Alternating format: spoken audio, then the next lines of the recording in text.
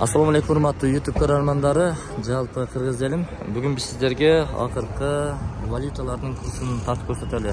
Рубль кымбаттаптыр, жогорулаптыр. Мына караңыздар, азыр Оштогу Банк Азия банкында буйруса бирден өтүп калыптыр. Эми бир четинен көрсөтө берели.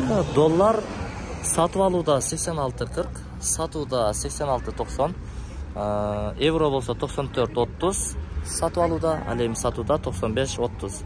Рубль болсо сатып алууда 1.020, ал эми сатууда 1.70. Казакстан тенге 0.1122, сатууда 0.1180. Караңыздар. Мигранттардын мээнети акталып атат. Азыр эми сиздерге Банк Азияны көрсөттүк. Тетиги жерде Евразия сактык банкы турат. Мынакей.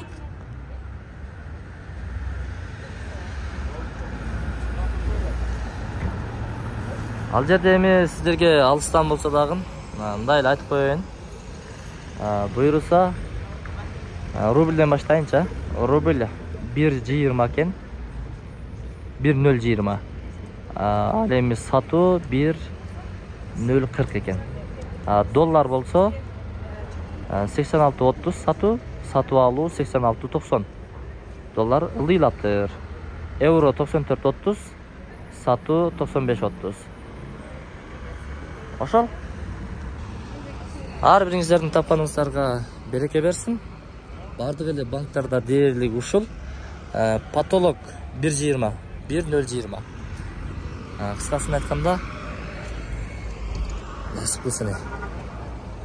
Буюрса кызматыңыздарда болсун. Лайктан басып, комментарий жазып коюңуздар.